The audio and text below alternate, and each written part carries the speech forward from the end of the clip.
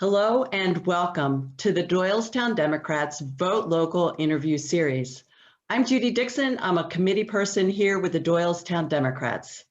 This series was put together for a deeper dive into what is going on in our local community. So many of us know more about what's going on nationally than we do about what's going on in our own backyard. So together, a group of Doylestown Democrats put this together. We hope you enjoy it, and thank you so much for joining us on this rainy evening. As a note, this session is being recorded and will be available on the Doylestown Democrats website. This is the fourth installment of the Vote Local interview series. Previously, we have met with the Doylestown Borough and Mayor and Doylestown Township and the County Commissioners. Tonight, we're meeting with the school board from 4 different districts in Bucks County. In upcoming sessions next month, we'll be meeting with county row offices. And then in May, we will be meeting with Senator Steve Sannizzaro. And in June, we will be meeting with former State Representative Wendy Almond. We hope you'll join us for those events. And thank you for joining if you've been joining for all of the 3 past events. So just a quick roadmap to this evening. First, we'll start with a brief overview of the Pennsylvania governance and school boards and how they're run and elected. Then there'll be a brief introduction to tonight's guest, and the school districts will each explain a slide about their school districts. And then Bonnie Chang will join us, and she'll be asking some questions. You can also put your questions into Q&A, and we'll try and fit those in as well. And then lastly, we'll tell you how you can get local and get more involved. So just a quick overview to Pennsylvania school boards. What the school boards do is they do determine the educational policy and the administrative procedures for the school districts that they represent. In Pennsylvania, the school boards do share power with the Pennsylvania Department of Education, so they do have to work within that jurisdiction. School boards provide oversight and governance for a school district. So they develop the system of accountability in setting up the district's direction. And then they ensure that directions of the district's central administrative staff that it is pursuing its stated goals. And they do control the district's funds, that's important. And they have to solicit the support of the community. They are elected every 4 years. As a note, Pennsylvania Act 55 requires school boards directors and charter schools trustee to complete training that is required to learn more about what it is to be a school board director. And elections and terms. In Pennsylvania, members of the school boards are elected by the residents within that school district. Members can serve for a fixed 4-year term, and they can run for as many terms as they have the energy to do so. They're not restricted. In Pennsylvania, school boards consist of 9 members. And unlike most other elected officials, school boards directors receive no compensation for their work, even though their position requires them to put in a lot of dedicated hours.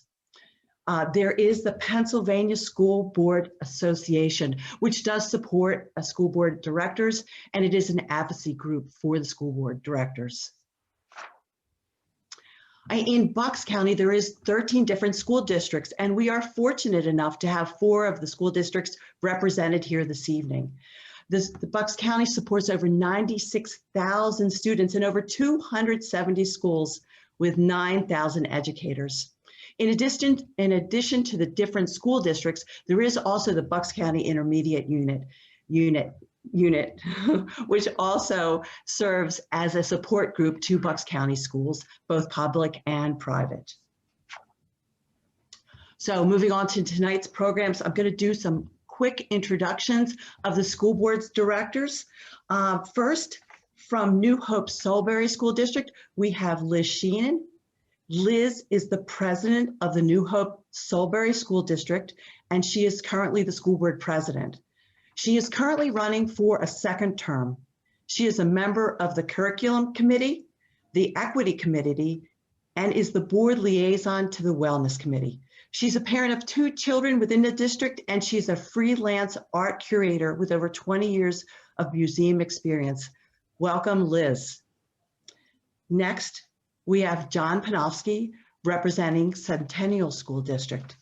John is the Centennial Board's first LGBT plus person elected in Warminster Township.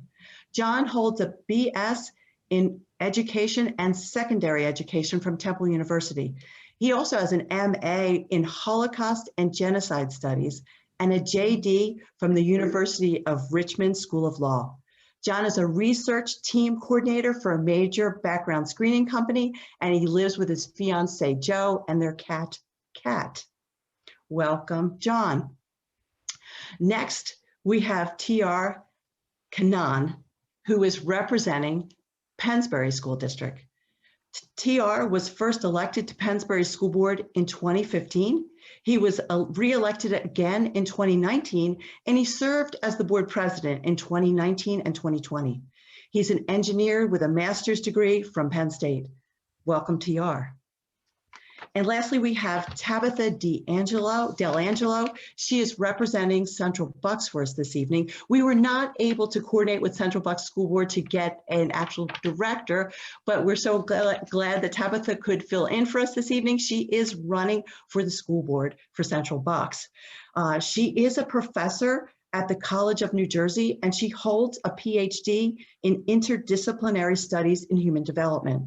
In 2019, she launched the Urban Education Program at the College of New Jersey, which focused on recognizing and responding to conditions that contribute to inequities in schools.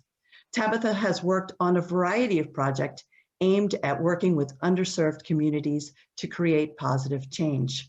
So thank you all for joining us. We really appreciate you being here.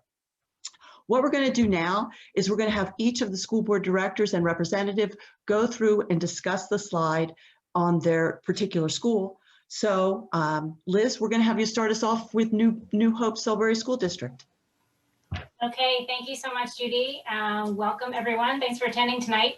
So I'll just briefly say, not to read all the data on this slide, but New Hope Solebury, if you may know, is one of the smaller districts in Bucks County. We have just about 1,350 students in 4 buildings, lower elementary K-2 and upper elementary, that's 3 to 5, and we have middle 6 to 8, and then our high school, which is our oldest building in the district, is 9 to 12.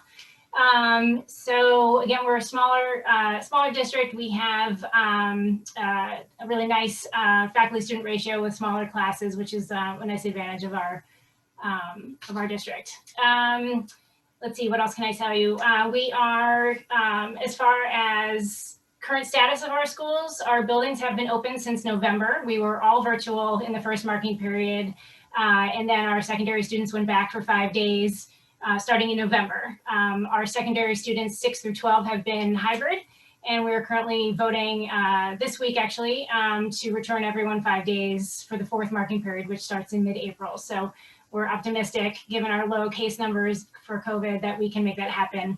Our sports teams have been competing in intramurals, and we've had a really successful run of it. So fingers crossed we can keep that going, because it's been challenging, obviously, but wonderful to have the students in the buildings. Thank you. Yeah. Is that it? Sorry. Yeah, that's great. No, yeah, that's great, Liz. Thank you so much. Perfect. We really appreciate it. We are looking for just 2 to 3 minutes explanation for the schools, and then we will go into the questions. So awesome. You nailed it. Thank you so much. Okay. So next, we're going to have John Panovsky talk about Centennial School District. John, will you start us off 2 to 3 minutes, please? Absolutely, and feel free to cut me off, as Judy and Bonnie and everybody else here know I am a talker, so I cut me off if needed. Again, my name is John Panovsky. I am a newbie on the board of Centennial, elected in 2019. As well as being the first LGBT person elected in Warminster. I haven't proved this yet, but I'm fairly sure I'm the first LGBT school director in the county of Bucks, because we can't find anybody else that we know of. No? Liz is saying no. Okay, so I'm not. So Centennial is a little different than both Pennsbury and New Hope and Central Bucks in the fact that we are a bit more diverse. We have a population which is almost 18% Latino now, that is rising every year. We are also different from Pennsbury, Central Bucks, and New Hope in the fact that when you look at our economically disadvantaged population, it is 41.5%. We are sandwiched geographically between Council Rock and Central Bucks, which are two wealthy districts. The state then therefore qualifies us as a wealthy district, but you can see the numbers aren't there. Overall, we are about 5,000 students. That number is actually shrinking every year because our population is getting older and they are not moving. So, and there's nowhere else to build houses in Centennial. Our budget is about $124 million, and we're going to get into more of that later, though. That's great. Thank you so much. And you did very well on the time. Thank you. And next, we're going to move on to Tierra Kannan for Pennsbury School District. Judy and Bonnie, thank you for having me and other colleagues of mine here. So Pennsbury, it covers 4 municipalities: Falls Township, Lower Makefield, Yardley Borough, and Tullytown. We serve a student population of close to 10,000 students right now. We have 10 elementary schools that serve K to 5, 3 middle schools, 1 high school, which is actually split between 2 campuses. And we also have 1 special education building called Village Park. We are also relatively diverse, probably not as some of like Centennial that I just saw, as you can see there. Not only that kind of ethnic composition, but we also diverse in many other ways in this district. Our budget is about $218 million, and almost 80% of that goes towards salary and benefits. Well, thank you. Very nice overview. We appreciate that. And lastly, Tabitha, you've got some information that you want to share on Central Bucks School District. Sure. Yeah. So I'm coming at this from a little bit of a different perspective because I'm a parent, I'm a citizen, I'm running for school board. But when I was thinking about the data I wanted to share, I was thinking about the parents and the families and the people in my community and the kinds of things that they've been interested in. I was really excited to hear that Liz even has an equity committee on her school board. We don't have that. And some of the data that I wanted to share is on the slide. And we are a big school district. We have a big budget, and that's great. But we have like opportunity gaps. So we've got these amazing AP classes. We have an average of 18 AP classes. The state average is 9.8. So we're great. However, if you look at the data, so if you look at the chart, there's district composition, AP course composition, gifted and talented composition. We're not referring as many students of color for gifted and talented, which means that when it comes time for AP, they may be developing an identity that's not as academically oriented. And so they don't have the opportunity to take advantage of what we have offered. And so I would love to see the district, thinking more about equity, which is a big piece of what the Pennsylvania School Board Association is talking about. We've got a great graduation rate. We've got, so many great things happening in Central Bucks. But like, here's another opportunity: 3.3 social workers, psychologists, and school counselors per 1,000 students. So that's below the state average. So, again, I get it. Like, I'm not in the seat yet, so I don't know what I don't know yet. But these are some of the things that I'm hearing that folks in Central Bucks are interested in. Well, good. Thank you so much, Tabitha. We appreciate that. Then we have another slide. So what we did, next slide, please, is we put together all the school districts across and just looked at all the numbers. And we thought this was a really interesting comparison. And Bonnie is our data person. And Bonnie, what jumps out at you when you look at the slide? After we just heard Liz, TR, John, and Tabitha, they sort of mentioned some data points. And when we put it on one chart, actually was Judy's great idea. So you look at the comparison, first of all, what jumps out is that these school districts, their budget is huge, right? Most of the time, they're bigger than your local township borough's budget. And if you look at Central Bucks, they're at $340 million. Compared to the whole county, the county budget is about $400 million. So it's huge.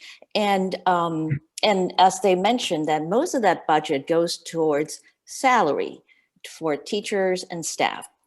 And The one interesting element about this is in Pennsylvania, and I'm sure the school board directors can talk a little bit more about it. We will have another discussion following this slide, is that most of this money is through, because we are considered an affluent area. So 70 to 82% of the budget money comes from local. That means it's through your property tax. And in some township and boroughs, they have earned income tax. So this is primarily locally funded. And when we look at this kind of budget, and 70 to 80% is funded by us, and whether we have children in the schools or we have kids who go to private schools. So this is an issue that I think a lot of the residents have concerns with. And so when the school boards are running, and this is usually a big issue that people want to talk with the school board directors. And when we look at the cost per student, the state, the average is actually around 12,000 per pupil. And in Pennsylvania, the average is about 16,000. And you can see that for these 4 school districts that are represented here, their numbers are much higher. And I know, when Liz showed her number as 31,000, we're like, whoa, that's really high. And Liz goes, because we're a smaller school, we only have, 1,400 kids. So 42 million divided by 14, that kind of stuff. So, but it gives you an idea that our public schools in the middle part of Bucks County, definitely the children are fortunate, or they're beneficiary of higher spending. And the economically disadvantaged population, I know John mentioned a little about it, but there's a definition on the bottom of the chart saying that, they need school lunch, whether it's reduced or free. They have, the family requires some assistance. And what jumps out at us that, we know New Hope Solebury is, fairly pretty affluent, but Central Bucks only has 8%. So and Central Bucks is a much bigger school district with 18,000, almost 19,000 students, right? And then we go look at the teacher to student ratio. The Pennsylvania state is saying that their average is about 16 to 1. And you can see, other than Central Bucks, the other 3 school districts, our children are very fortunate to have a much lower ratio. So this is sort of an interesting comparison, and I think that we consider ourselves very fortunate in this part of Bucks County. So after this chart, we're actually doing a poll. We would like all of you who are attending tonight to participate. So Carl, can we have the poll? Okay, so what we wanted to find out is that, are you a parent or guardian of a child in Bucks County Public Schools? So we have 5 options for you. Do you currently have a child, or you have children in Bucks County Public School? Do you have you had one that has attended the Bucks County Public School? Or will you have one in the future? Or you don't have any children in the school system, or you have one or will have a kid that will probably go to a non-public school. So if you can just click on your answer, we just want to get a gauge in terms of the population and the attendees here. So we are all participating, right? And we click submit. So we'll see when we have the result. So this goes back to the property tax issue, right? And the school funding is huge. And so how many of us, what percentage of us? So when we look at the results, 29% of the attendees, although the attendees are a little skewed, right? So this is not a scientific poll. 29% currently have a child or have children in the public school system in Bucks. And 39% have had children in Bucks County Public Schools, right? And I think the skew is a little older, so nobody, 0% will have children attending the schools, public schools. 25% do not have children in Bucks County Public School, and 7% have children or will have children attend in a non-public school. Right, so it gives our school board directors and for people who are running some idea in terms of the types of I guess a parent and family situation in Bucks County. So okay, so with that, I'm actually going to start with some questions that we have prepared for the panelists. And before we start, I just wanted to state that again, because we have a lot of questions that we want to ask, we would like to limit the panelists' answers to 1 minute if possible. And we will ask the questions in rotating order. And Tabitha, because many of the questions are for school board directors, but if you have anything to add, feel free to jump in. Just let me know that you would like to respond, and we will include that. And Judy and I will monitor the Q&A box and see if there's live questions, and we want to try to make sure that we address them as well. So the first question is actually, how did you get interested in running for school board? How was your experience? So let's start with TR, and then Liz, and then John, and then Tabitha. Okay, so TR. Sure. So I've always been passionate about making a difference in the community that I live in. I wanted to bring my private sector experience to the public service. I've always started off with volunteering small events like with my kids, but then slowly realized the importance of the school board. I have 2 kids, both one just graduated from the public school, so had a very vested interest. So that's how I got interested in 2015, and I've been happily serving and making a difference since then. All right, so Liz.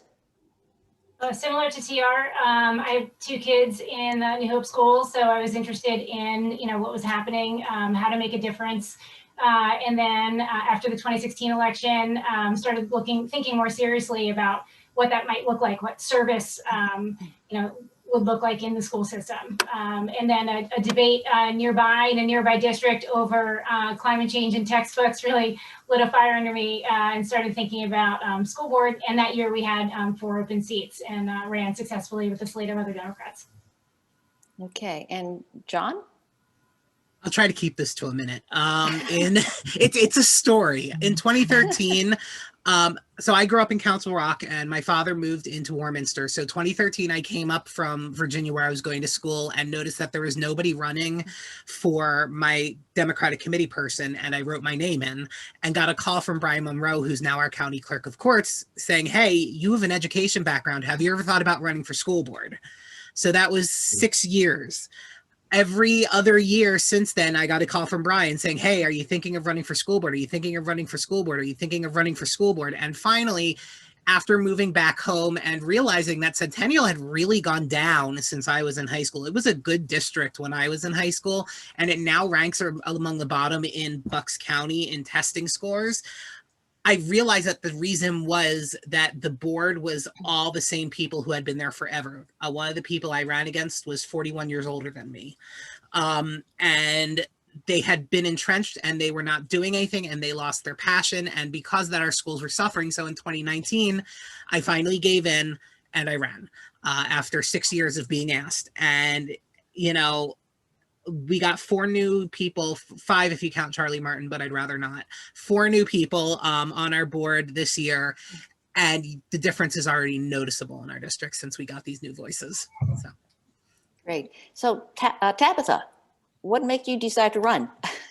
Well, I mean, similarly to John, for the last couple of elections, people have reached out and said, hey, you might really want to think about doing this.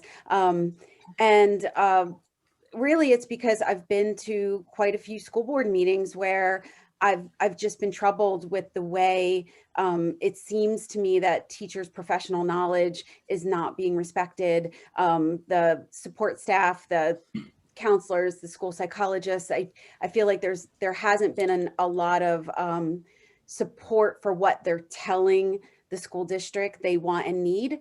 And maybe our school district is getting a little bit too into the weeds of day to day, when really they should be thinking about the bigger, mission of the district, and trust the professionals on the ground. So, so I would just like to bring some of that to the table. Okay, great.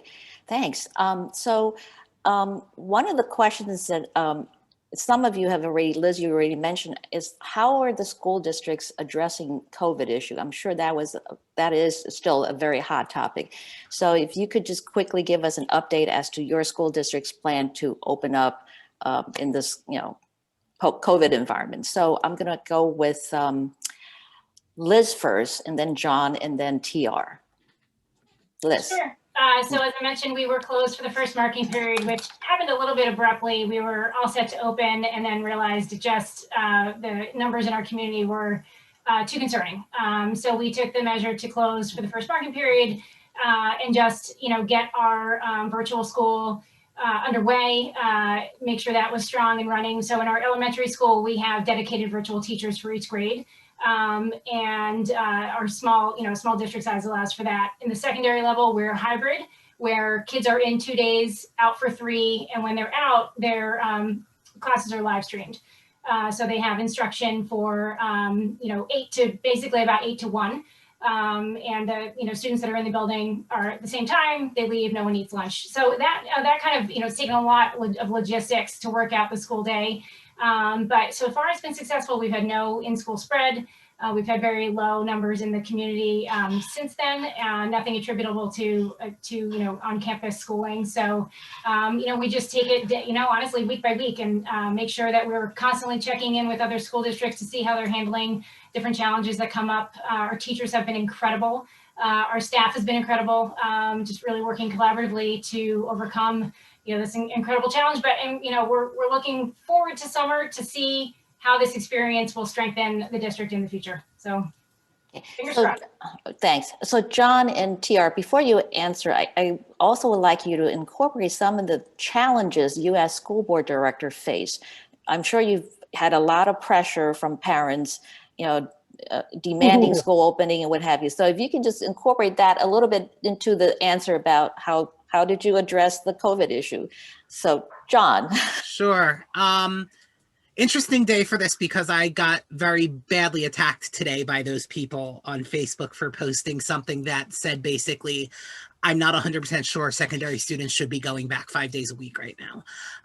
And it's people, actually Central Bucks parents who don't have kids in Centennial, but have started, one in particular who has started a lot of issues throughout the county, basically went off. I did not expect a worldwide pandemic 3 months into my service on the school board.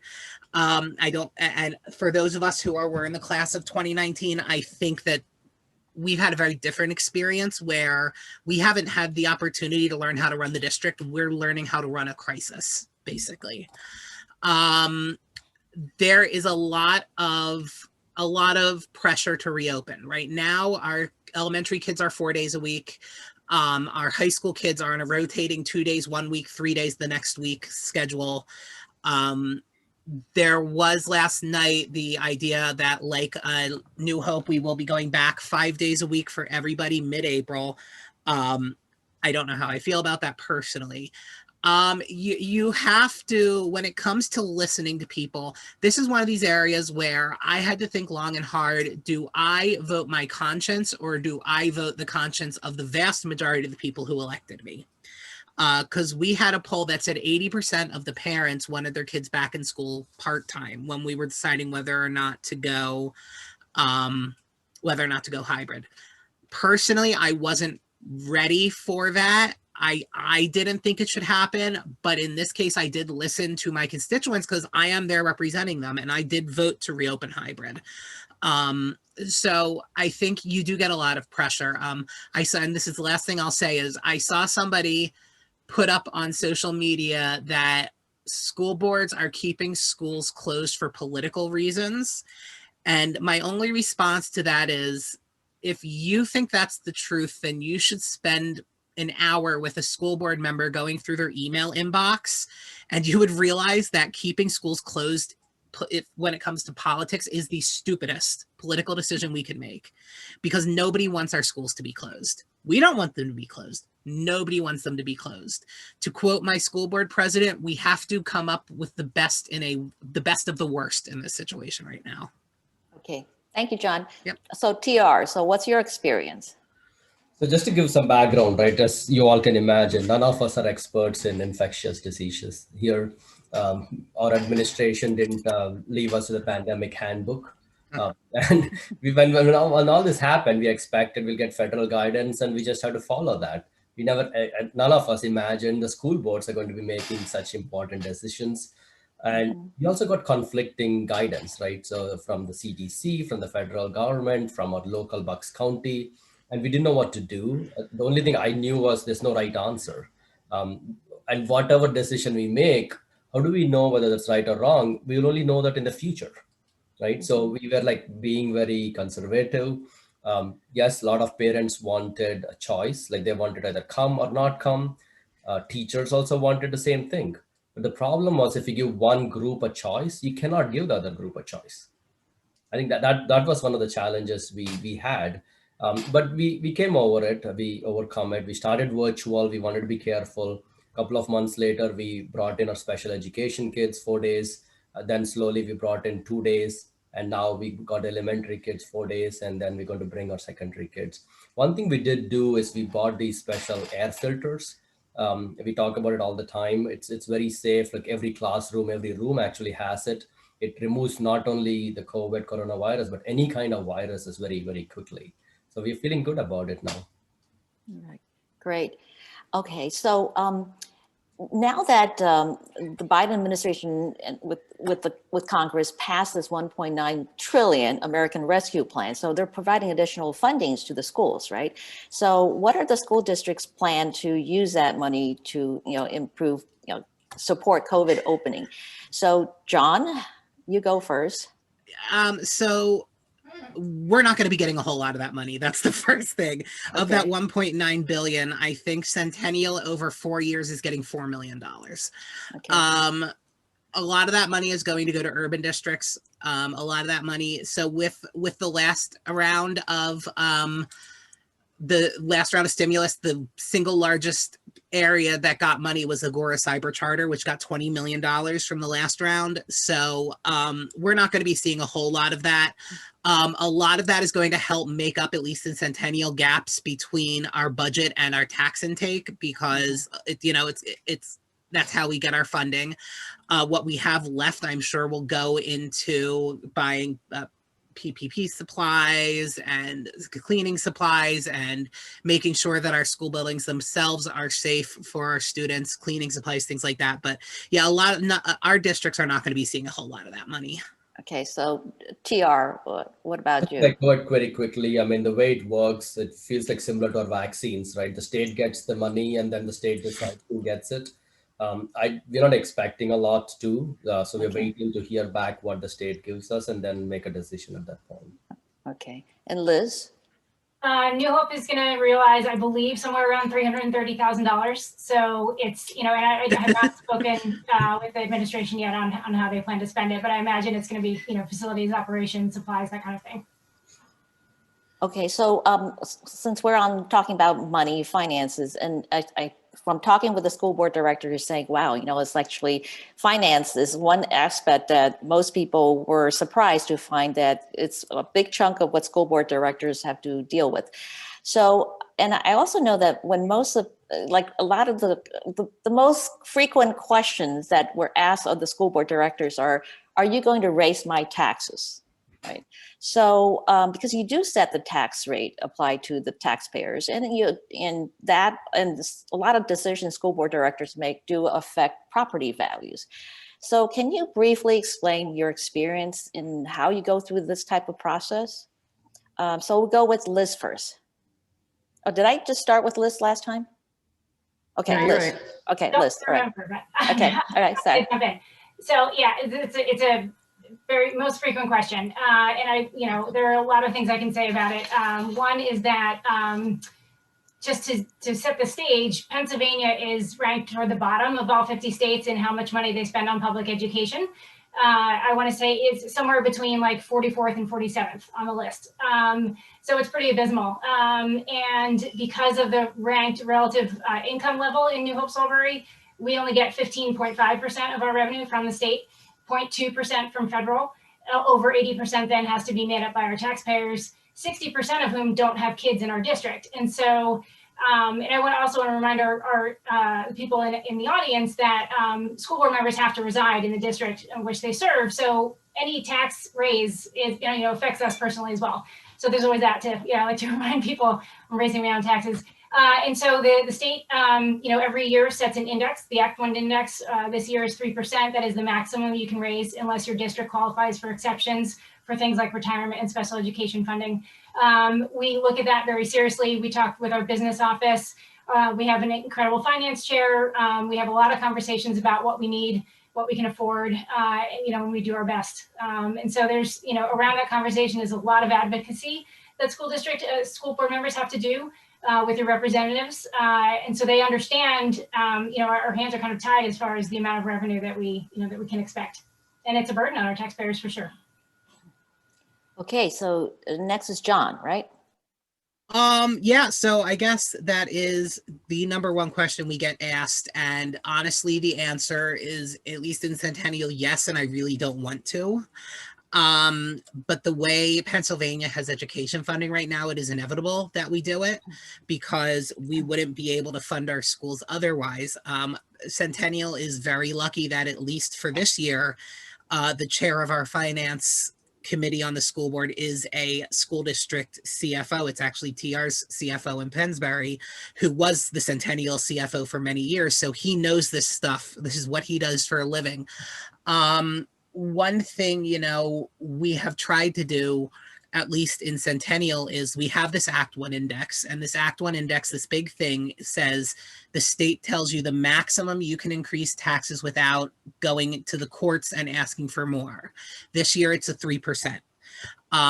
One thing we've worked hard in Centennial is to go underneath that Act 1. So we're not raising it the maximum. Last year, I think it was 2.6. We raised it 1.9. It's the first time we've done that in Centennial in over a decade. But there is, unless you're in Central Bucks, which does have a history of not having to raise taxes for numerous reasons, it's almost impossible to be in a district. I think TR did not raise taxes last year. For many districts, it's almost an impossible thought to not raise taxes every year, whether or not we want to. It's keeping it as low as possible. Okay, so TR. So one of the things school districts have to do and school boards have to do is they're required to have a balanced budget every year. Yes. So what that means is our expenses should equal revenue. If you think about expenses, they keep going up for a variety of reasons, right? So we have contracts with teachers and other stuff, which by default has some increases in salary. So most of our budget 80% goes towards that, right? So you guaranteed increases in that expense. Every year, the state actually tells us how much we need to contribute towards pension. And guess what? That goes up too every year, right? The PSERs. So that's one. Operational costs go up, right? Building maintenance goes up. So where does that extra money have to come in? So the only way it comes in is through these taxes. And that's why, as John said, we don't want to, but that's the only way we can make up for that deficit. If not, we cannot have a balanced budget. If I may very quickly interject, from the state, you hear this term called flat funding, and they make it sound like it's this great thing where they're not cutting education funding. What that means is if you got $2 million last year, you're getting $2 million this year. That's flat funding. What that doesn't take into account is that $2 million last year bought you more than $2 million will buy you this year. So the money we're getting stays the same, but what it can get us decreases every year, which means the amount we have to rely on our taxpayers increases every year. So if you hear that flat funding thing, it's not good. It's better than a cut, but it's not good. Right. Bonnie, Wow. Can I just say something quickly? Absolutely. Yes. Yeah. Please. So So this is really in relation to even like funding and COVID funding and what's going to happen next year. So again, I'm an outsider, I get that. But one thing I keep thinking about is that during this time, this last year, some kids have really thrived at home and some have really suffered. And what I see is the possibility that when students arrive back in school in September, hopefully they're there, what teachers are going to be greeted with is students who were all over the continuum. And that's going to mean they're going to have to find ways to bridge the gaps that have occurred over the time of COVID. That is probably going to cost money. We might need to hire more instructional aides. Maybe there's going to be some co-teaching needed. Maybe there's going to be support services needed. I don't really know. And I totally get the idea that like we don't want to raise taxes. However, on the other side of that are other people's children, and it's their future. And it's also the reality that research shows that, like you said, better quality schools is higher property values. We know that research shows that better quality schools even equals better satisfaction for where you live. So there's really a 360 view on this funding idea. And I hate to see people get so hung up on, I don't want my taxes to be raised, especially in the face of what I think educators are going to be dealing with when kids go back in the fall. Right. Great. Well, thank you for that, Tabitha. Yes. So one more question.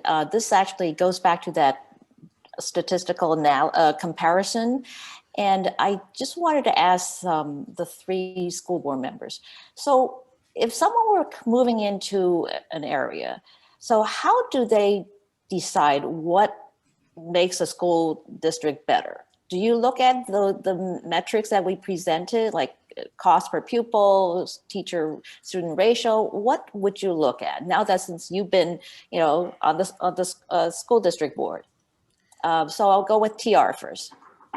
People, I don't think they look at budgets and makeup of the board as much as they need to, but I think they look at scores, right? What the ranking of a school district. Okay. Even like, I think, as we said, like the schools dictate property values, and people look at how is the property values trending over the last several years. Okay. And I was looking at a graph where you can see the Pennsbury school district, how home prices versus our neighboring, right? You can see a stark difference. We are going up and somebody else is not. I think those are the things people definitely look at. Okay. And Liz?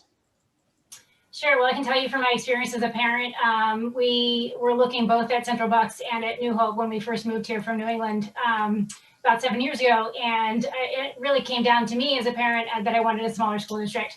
So it was sort of regardless of test scores and, any of the data, it came down to, sort of a parent's emotional response to the surrounding of the, and as well, of course, as, test scores is the most visible way to sort of measure, the easiest way to measure the success of the students, and including, of course, what courses are offered, as far as APs, languages, and those kinds of things. So everybody, comes to this decision differently. But anyone, I would say, if anyone's looking out there to really dig into all the things that make school districts different, because they really do have kind of a different makeup. But it's certainly a personal decision for sure. Right.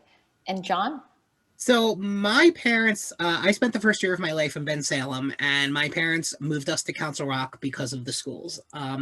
There was a study that I saw that the average residency in Northampton Township and Council Rock is around 18 to 20 years, which is just about, if you have more than one kid, the time from your first kid starting school to your last kid leaving school. And then people leave because for numerous reasons. And that's an old study. It could be out of date. I think that, people absolutely look at test scores. I think test scores personally are evil, and they don't show you the character of a district. They show you how your students did at one particular moment in time on one day of the year in one topic. I will say with property values, though, the developer who built my house in Holland also built a development in Warminster. Same exact houses, same floor plans, everything. My house in Holland recently sold for about $150,000 to $200,000 more than the listing prices for my house in Warminster, and that is down solely to Council Rock versus Centennial School District. And thankfully, you know, Centennial people are recognizing past schools. Like, people will come to Centennial because we have great arts programs, because our marching band is one of the best in the state. We win state competitions. People are seeing past just test scores now, but that is for the longest time what people looked at. Wow, that's very interesting. Mm-hmm. Okay, so we're going to have a second question or polling question. So Carl, can you put up the second polling question? And we're going to ask all of you to participate. It's a really quick question. Have you ever attended a school board meeting? Yes or no?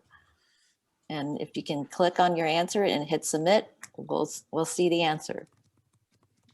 And we do have questions in the chat. We've got a lot of great questions coming too, Bonnie. So hopefully Right, we so- can get one or two of those. No, absolutely. Actually, after this polling question, I think we should. Judy, if you don't mind.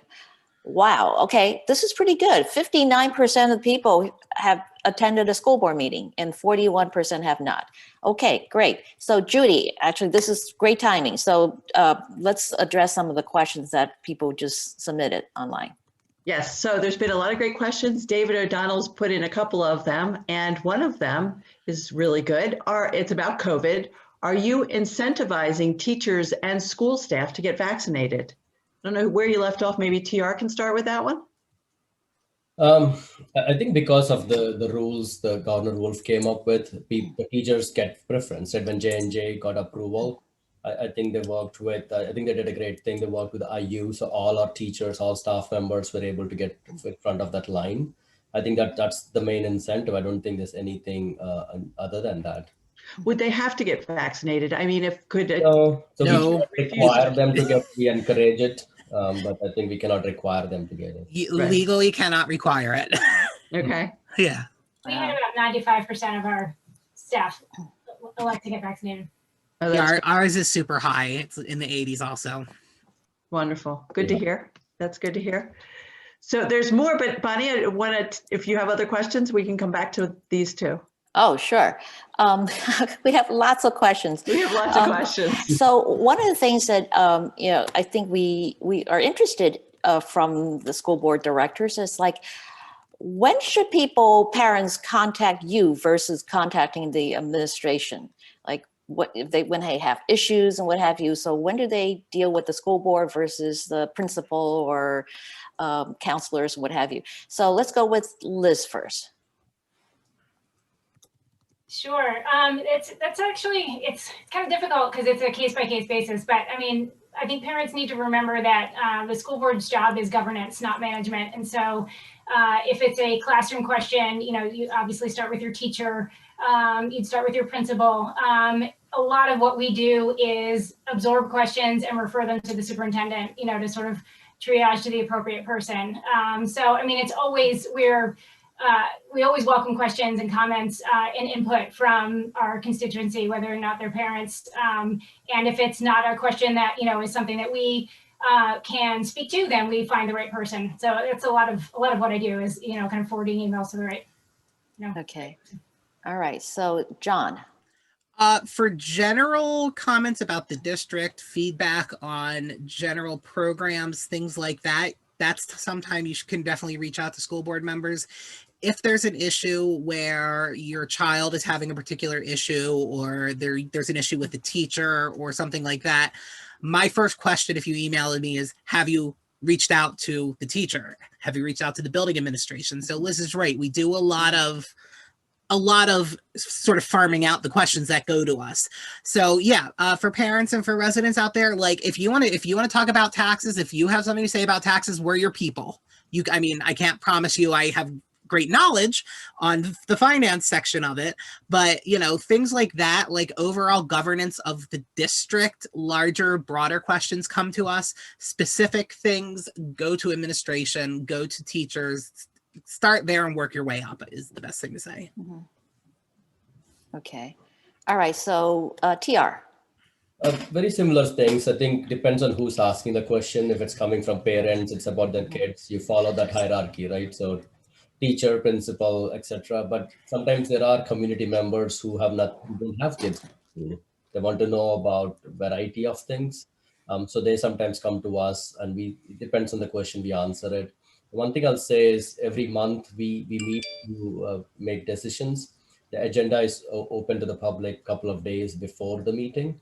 And if people have questions about what we are voting on, definitely come to the school board as soon as they see the agenda items. Okay. Okay, so what qualifications do you think are important for a school board director? Do you have to have children? Do you have to be a parent? I mean, clearly, John, you probably aren't a parent, but you were elected. And what were some of the surprising elements of being a school board director? So I'll go with you first, John. I mean, I'm definitely old enough to have kids, but I don't currently. Yeah, it's a funny story. When I was door knocking, people thought I was knocking for somebody else because they thought I was too young to be the candidate, so I would have to show off my picture on the palm card. I think, honestly, passion and a willingness to learn are the two biggest things you need. The knowledge will come. You don't need to know a lot about schools. You don't need to know a lot about education. You don't need to know a lot about finance, about policy. You need to have a passion, and you need to have a willingness to listen and to learn. And if you have those two things, you will do great. I think one of the things that surprised me the most, so my situation was the Democrats in my district took over a board that had been Republican for 20 plus years. And I went in maybe naively, and I'm very, very, very political, but I went in naively thinking we're going to leave politics out of this. It's all for the kids. And every time we tried to do something in the beginning, it was politics. That's what we were accused of. And that's gotten better now, though. Now that these people realize that we do care, and it's becoming less political. And I think you'll find that, the day after your election happens is the day to try to step away from the politics and into the work. So. Okay. All right. Who's next? TR. So no specific requirements. I believe you have to be 18 years at least. I think Liz said you had to live in the district, definitely. I don't think you should have any criminal records or something. but other than that, I'm passionate about public education, right? You want to make a difference, do it for the right reasons. If you don't believe in public education, don't come to mess it up. One of the learnings has been things take time. I wanted to come in and said, oh, let's change this tomorrow. It doesn't work like that, unfortunately. Understanding what you can do within the district, what's mandated by the state. I think those are some good learnings we had. And we also like to see a variety of people, right? Because everybody brings different kinds of skills based on their work, based on their upbringing, based on their culture. So it's always good to, have a different perspective. Okay, and Liz. Sure. Yeah, I just second everything that John and Tierra just said. It's really about character, willingness to collaborate, be a great listener, for sure, be willing to work with anybody and everybody, regardless of party. It's great for school boards to have a mix of parents and not parents, because you have completely different perspectives on decisions that the district makes. Right now we have 9 parents on our board, but in the past we have had citizens without children, and they bring a completely different perspective from the outside. So that's important as well. I think, I knew I needed a thick skin to be on the board. I wasn't expecting the level of acrimony and abuse that we get sometimes. And, it can be tough to deal with, especially this year. But, so I have learned a lot in terms of, patience and communication skills and, all the rest of it. I see everybody nodding. So yeah, it's been a challenging year for that, but, to be expected, I suppose now. Wow. Well, thank you folks for hanging in there for this. John, you mentioned that Centennial is probably of all the 4 school districts here present or have the highest diversity ratio, right? So for schools like New Hope, Solebury, and Pennsbury, and even Central Bucks, I wonder, how are you addressing diversity or racial equity type of issues? So I'll go with TR first, right? Yes, TR. Okay. So one of the things, 2020 was crazy in so many ways, but one of the big things that came out within our school district was we actually created a role called Director of Equity and Diversity. Okay. the senior level role in the administration. And when we think of diversity and equity, it's not just race. We look at ethnicity, religion, economic diversity. You don't see that in the charts in Pennsbury, but we are economically very, very diverse Okay. compared to other districts, even gender diversity, right? So that's how we are working on it. One of the first things that that individual, Dr. Gibson, did is we did an equity audit. So we looked at Good. test scores, we looked at enrollment in AP classes, we looked at discipline data, and it was eye-opening where we publicly shared the results. Uh-huh. You know, what kind of kids get disciplined more than others? What kind of kids are in the AP classes more than others? So I think that we are making a big difference. That's a very big passionate topic for many of us, and that's what we're focusing on. Wow, that's great. And Liz? Sure. So we, our district back in June voted to establish an equity committee. And so in the last few months, we've accomplished, a great deal in terms of speaking into the community about what they're looking for, what their issues are, what their experience has been with bias in the community. We had a survey that was sent out last fall to, figure out what we needed to talk about in the committee and what the work would be undertaking. The students have been incredibly involved. And so we have a high school student equity committee that's really driving a lot of the programming that we're planning right now. Our next step, now that we have sort of the mission and vision for the committee, is to look at policy. We've been trying to schedule an equity audit, like Tierra just mentioned, but COVID has really made that pretty difficult. So that's our next step, is to go through all of our policies. We have curriculum committees working on this as well. So looking at, everything from the authors that kids read to the, curriculum materials that are chosen. So it's been a really important topic of conversation that we made sure did not slide in light of everything else that's been happening this year. Okay, great. John? So we also just created the position of Director of Equity. We've always had a very strong equity team. I am a member of that equity team.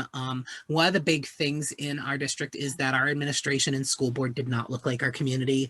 Until I joined the board, there was one woman on the board. The other 8 were straight white men, most of whom were over the age of 60, many of whom were over the age of 70.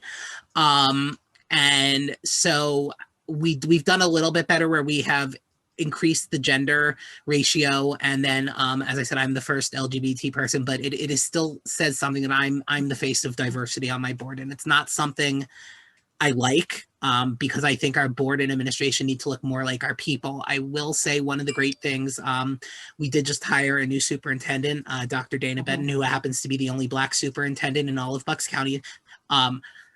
Totally not why he was hired. His credentials are phenomenal, but since he's taken over, he has done an added push. Dr. Benton was actually the superintendent in Doylestown when they took the transgender bathroom case and won it in the Supreme Court, allowing students to choose their own bathrooms. So we do a lot of work with equity and diversity in our district, and it's only going to increase.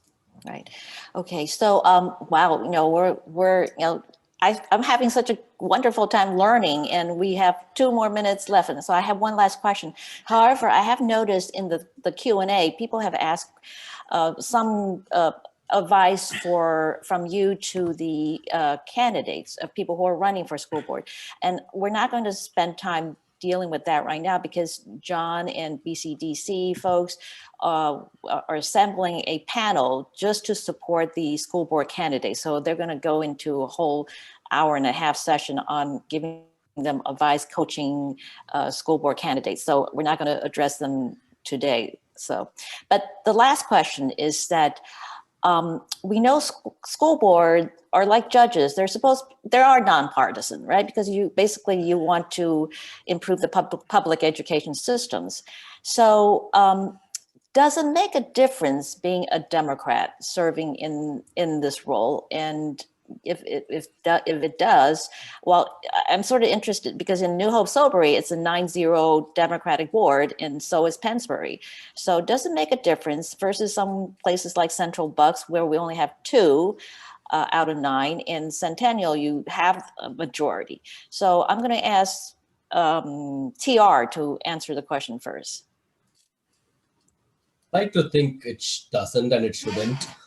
but I think it depends on the individual themselves, right, and what the thinking is. And I don't want to paint everybody with the same brush and say all Democrats think this way and all Republicans think that way. But as long as that is not the case, I don't think the party matters. And I believe John said it as the minute you are elected, or even the minute you decide to run, you should put politics aside, and you should do this for the right reason. Okay. And Bonnie, Liz, do you mind if I'm sorry. Do you mind if I jump in here? sure. Okay. Okay. Well, it's just that the Central Bucks is sort of split, very heavily on the Republican side. And I agree with Right. TR that you can't paint all people with a broad brush in that way. However, I do think that Democrats and progressives in particular have been much more focused on equity, much less defensive when we talk about ideas of equity and justice in the schools. It does seem that a sort of colorblind ideology, deficit ideology, grit ideology, all of these ideologies that really refuse to see that there are structural ways that we could change and do better seem to be more aligned on the conservative Republican side. So I do think that Democrats and progressives have to at least be on the board as a voice so that we're not skewed in either direction all the way or the other. Yes, great. And that's why you're running, right, Tabitha? So, okay, so thank you for that. And Liz? Sure. So right now we do have 9 Democrats, but I'd say within that we have it's a spectrum, right? I mean, we have some conservative Democrats, we have some very progressive Democrats. In the past, we've had libertarians and Republicans that I've served with in the previous board. So I do my absolute best. It doesn't matter to me what party my board colleagues are, as long as we can all work together. It'd be anyone running for school board should know going in that you cannot have stereotypical ideas of what a Republican or a Democrat will bring to the table. It's going to shut down the conversation, and that's really what you see happening. What Tabitha's talking about in Central Bucks. I think there's a mindset there that you get into that they're Republican. This is XYZ. That's why they made that choice. You have to see past that, or you're not going to get any work done. Wow. Okay. So John. Sure. Funny thing is, yes and no, it makes a difference. So as Bonnie said, we have a majority. We are a 5-4 majority. But our 5-4 votes that we have very rarely break down along that line. What has been very interesting is in Central Bucks. So I serve on the board of the Middle Bucks Institute of Technology with members from Council Rock, Central Bucks, and New Hope, Solebury. And possibly the best working relationships I have are with 2 of the Republican members from Central Bucks, who nothing we have ever done has ever been, we've never had anything political. In 2 years that I've worked with them, there's never been any politics. On my own board, I think where you can see the difference is we just had to approve new books that had to do with diversity and a lot of Black writers and LGBT themes, and especially one that had to do with police brutality, where 2 of the Republicans on our board just went nuts. One of them, who has a very long political history in this county, is the only person who voted against these books. So you see it in that way. You see it in a reluctance to try new things, but I will say on a board that is 5-0 or is 5-4, 90% of our votes are 9-0, 8-1. There are certain things like charter school reform. I will scream with my Republican colleagues from the roof that we need to reform charter schools. One of the people I work with most closely on my own board drives around in a car with a GOP sticker on the back. So I think, as I said, it's about the people. It's you spend a lot of time with these people and you get to know them. And so I think that in the beginning, when you're new, it might seem political, but I think the more you get to know these people, the more you get to work with them, the less it becomes that. Okay. All right. Judy, do you have any more questions from the Q&A that you want to ask? Otherwise, we're going to close up the Q&A portion. There's so many good questions in there. I know. So many great questions in the Q&A. Let me go back to it now. Yeah, do we have time for any of those? Because there were a lot in there. I've been typing answers as I can. Yeah, I'm trying. I don't want to ignore Judy, I them. don't know if somebody answered it. John, did you answer the question about civics education? Yes, that's what I wanted to ask of all of you, if I could. So that Michael Franks does write that he wanted to know if the school boards have, or if your school districts have civics classes as part of their curriculum, or if you were thinking about doing it. He writes that the level of understanding of government is very low among Americans. It's very important that we train top quality, economically independent people. I hope we prepare top quality citizens. So are we civics lessons? So I agreed. Oh, I'm sorry, John. Do you mind if I just go for it? Yeah, well, I totally agree. I actually remember when I was in middle school seeing a picture of Sandra Day O'Connor wearing like a polka dot scarf, because we had that. Pennsylvania is actually one of 26 states that requires civics education, but we do not require testing, unless I'm wrong. I mean, one of the school board members might know this, but I have friends who are social studies educators, and they sort of lament this fact that we could show that we care more about this if we sort of raise the profile of it, and maybe even raise our expectations of what kids know. Pennsylvania does not test social studies. We test science, English, and math. We do not test social studies, but yeah, civics lessons are a part of it. So everybody out there does know, education is one of, if not the single most regulated industries in the state of Pennsylvania. There is an entire school code in our law. And it's very, very, there's a lot of rules we got to follow. It's why education solicitors do really well, education lawyers, because there's a lot there. And a part of that is the state sets standards of what students have to learn and what they should be learning by the end of each year. But then they don't necessarily test on those. They test on English and math and science, and that's it.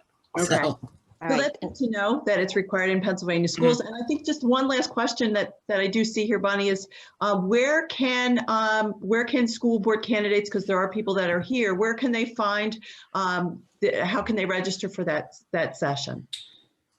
Oh, the BCDC Ava Bosco, who is the new executive director, and John are preparing an agenda, and they're going to mail out to all the people who have filed to run for school board candidates as Democrats. Right, John? We're trying to get that list still. Ava said she's waiting from the Board of Elections. We should be getting it soon. Well, the other thing is that we could, I think that they have approached the municipal chairs because most of them know who's running. Right. So we'll make sure that we reach out to every one of you if possible. So if there aren't any more questions, we greatly appreciate TR, Liz, John, and Tabitha for joining us this evening. You really help educate us about the role of school board, and most of us, we're so impressed with your dedication. You talked about passion, your commitment to help build and improve our invaluable public education system, because that's our future, right? The young people of our country. So again, big thank you to all that you do for our future. So well, let me hand this over to Judy. Yeah, okay, sure. Back up. All right. Carl, you're good. Thank you so much.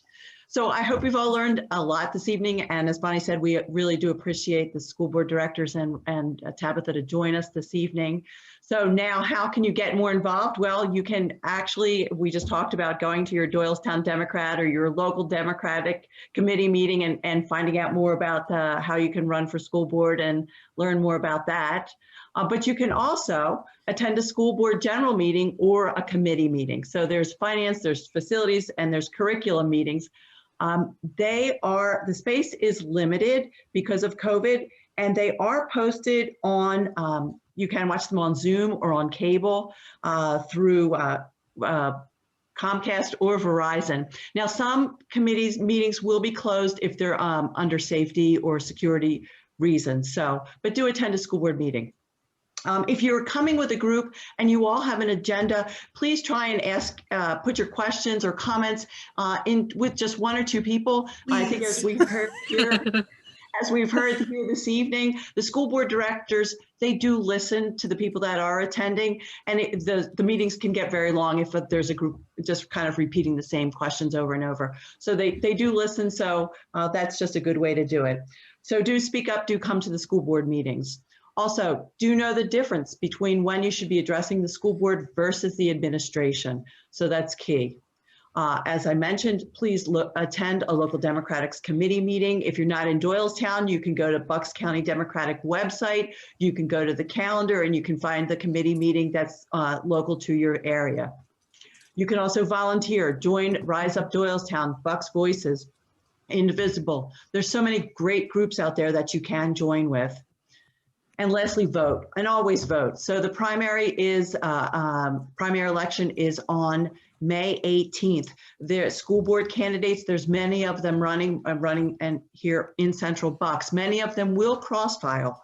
So please find out who the Democratic candidates are. You've just heard that it doesn't matter, but if you want progressive views, do look for your Democratic candidates, and you can find them by researching them if you're going to do your mail-in ballot, or when you go to the polls, there's your committee person is always at the polls, so you can get more information on the candidates.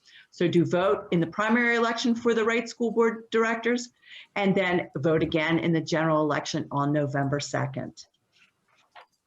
So yes, a special thanks to tonight's guests, TR, John, Liz, and Tabitha. Thank you all. And thanks to our sponsor, the Doylestown Democrats. We very much appreciate the seed money that we got started with. And thank you to everyone who has donated to us. We really do appreciate that. And a special shout out and thanks to our productions and promotion team, Jeff Cogswell, Kevin Green, Carl Herring, Melissa Brangan, Connor O'Hanlon, Jenny Robinson, and Karen Forbes. Our next interview is with County Row offices. That is on April 21st at 7 p.m. You can sign up at doylestown.democrats.com. But we also want you to know that we are hosting on April 1st a Doylestown Mayoral Forum. So there's 3 people that are running for mayor for downtown Doylestown, and we'd love for you to join. We're going to be asking them questions, and you can get to know the mayoral candidates a little bit better. Again, sign up through the doylestown.democrats.com website. So lastly, take our survey. It'll come right after the end of this meeting, and we hope to see you at the next Vote Local interview series. Thanks so much, everybody. Bye-bye. Thank you. Thank you all for coming out.